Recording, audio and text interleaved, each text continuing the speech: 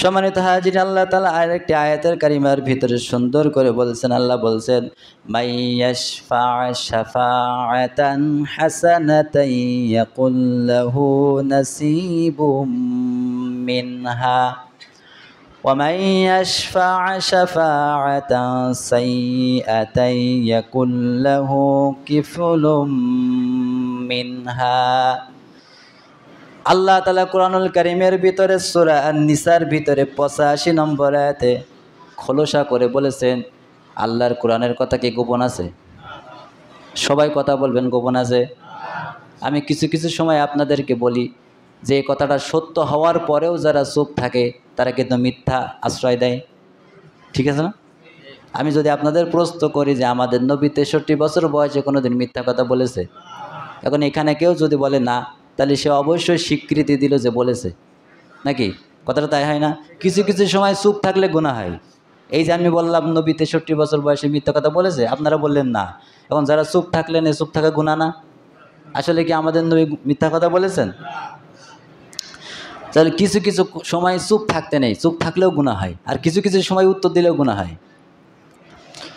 আল্লাহ তাআলা খোলসা করে আয়াতে বলে দিয়েছেন,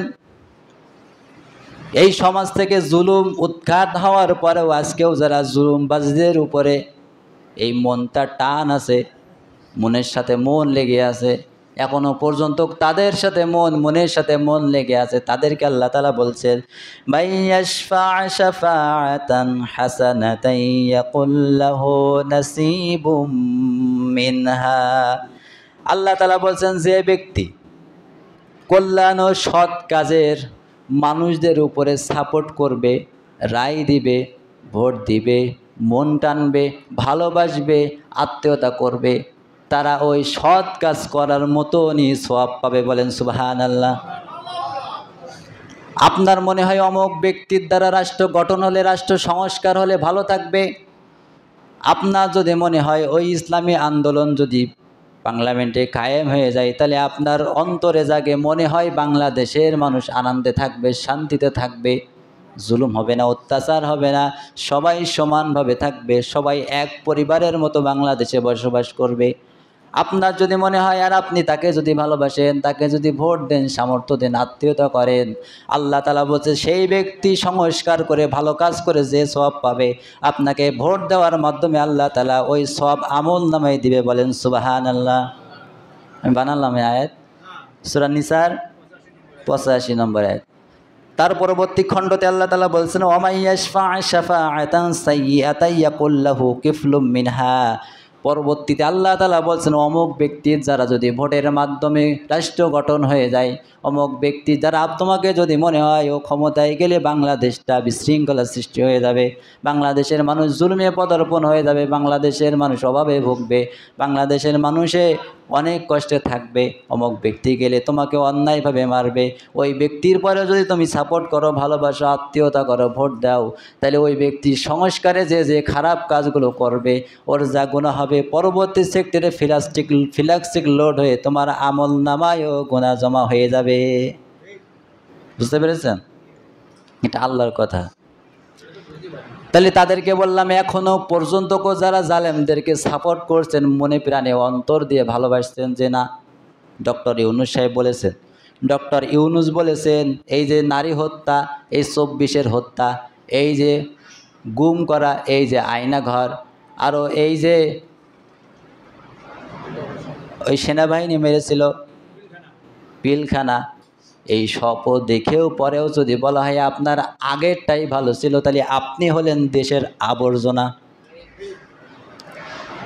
ডক্টর ইউনূস সাহেব কথাই বলেছেন, পিলখানার হত্যা, অনেক আলেমদেরকে ফাঁসি, এই 24-এর ছাত্র হত্যা, এই যে আয়নাঘর, এগুলো দেখার পরেও যদি আপনার মুখ থেকে কথাই ভালো, আগেই ভালো ছিল, তাহলে আপনি হলেন দেশের আবর্জনা। এই আবর্জনা আমাদের দরকার আছে? আবর্জনা এমন দুর্গন্ধ করেছে, দুর্গন্ধ এখনো 3 সপ্তাহ হয়ে গেছে, তাও কাটে নাই।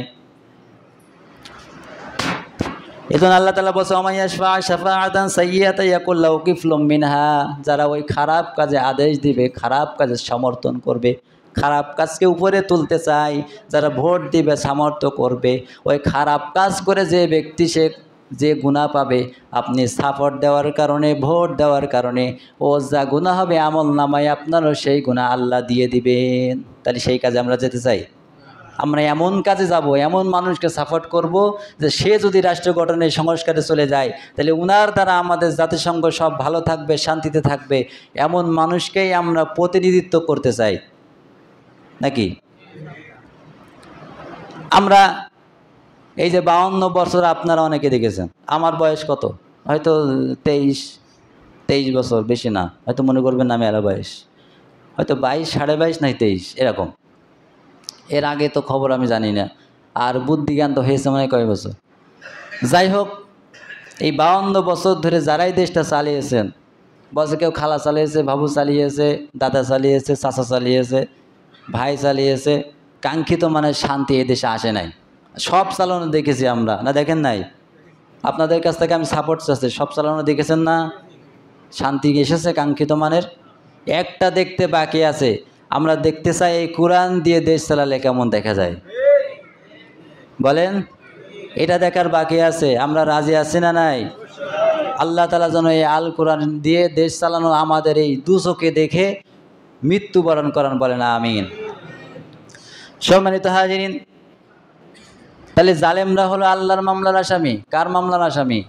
ওরা কখনো জান্নাতে যাবে না। আল্লাহু লা ইয়াহদিল কওমাজ জালিমিন। আল্লাহ তাআলা বলছে জালেমদেরকে আমি কখনো ক্ষমা করব না। তাহলে আমি আপনাকে বাঁচাতে চাই। এখানে কোনো বিরোধী আর শত্রু নেই, আপন আর শত্রু নেই। একজন ইমাম সাহেব, সে যে দল করে করুক, কথা হচ্ছে একটাই, যে আল্লাহ যেন আমার প্রতি খুশি থাকে। এখন আপনারা অনেকে মুসল্লিরা তো কেউ বিভিন্ন ধরনের দল করতে পারে, কিন্তু আমার যদি যে কোনো এক দলের দিকে টেনে আমি ওয়াজ করি তাহলে আমার হবে? আমার আল্লাহর কোরআনের কথা বলতে হবে, কোরআন যেটা বলেছে সেটা প্রচার করতে হবে। সে যে দলের দিকে চলে যায় যাক, আমার তো বলতে হবে কোরআনের কথা। এখন আপনাদেরকে বাঁচানোর জন্য আমি এই কথাটা বলছি। এখন অনেকের মানুষের অন্তর টানছে, আমি জানি, এখন অনেক মানুষের অন্তর টানছে, কিন্তু এই টানাটানি বাদ দেন, এই টানাটানিটা বাদ দেন, আপনার জন্য কল্যাণকর হবে। কি বলেন, হবে না? এই টানাটানিটা বাদ দেন। পায়ে যদি ধরতে হয় তাও ধরবো। আগে তো বলেছি, আমার ওয়াজের মাধ্যমে আপনারা বুঝতেছিলেন না কি বলেছিলাম, কি বলতে চাই, কি বলতে চাই না, অনেক বলেছি আগে। অত সতর্ক হননি। সতর্ক এখন হতে হবে ভাই। সতর্ক হলে আপনাদেরও ভালো হবে, আমারও ভালো হবে। আল্লাহ তাআলা আমাদের যেন সকলকে এই সঠিক কথার পথে সতর্ক হওয়ার তৌফিক দিন, বলেন আমিন।